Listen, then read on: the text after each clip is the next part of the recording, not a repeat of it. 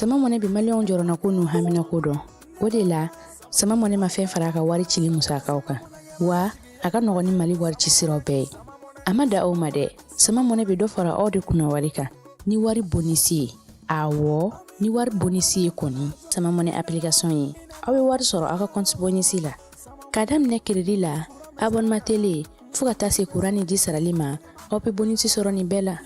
naka bonisi buguna doron obse ka yelema aka sama mone konti la ka sani were ke na ye walima kata wari jebo anga la sigide no fi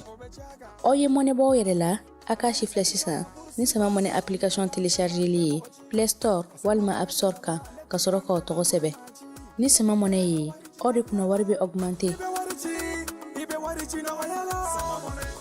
sama mone ireta awo ireta ni ireta yi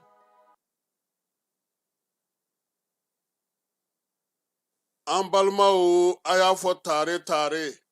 Agri-Sup Bamako min ye sanayɛlɛ kalanso ye sɛnɛ baganmara ale ni jɛgɛmɔ ni vétérinaire k'an ka jamana kɔnɔ a siɲɛ fɔlɔ nin y'o dayɛlɛtɔ ye Bamakɔkaw fɛ yen École supérieure privée des sciences et techniques agricoles Sotiba Bamako yan min ye maa min b'a fɛ sa ka kalan kɛ sɛnɛko ta nasira fɛ baganmara vétérinaire ani sɛnɛ kalanyɔrɔ in ye a kalanso a hakɛw dɔnnen don yaasa u ka se k'aw denw tɔgɔ sɛbɛn joona u ka kɛ an ma jigisigi ye. L'autorité de protection des données à caractère personnel poursuit sa mission d'information et d'accompagnement des usagers. Cette fois-ci, c'est au cœur du grand marché de Bamako que l'APDP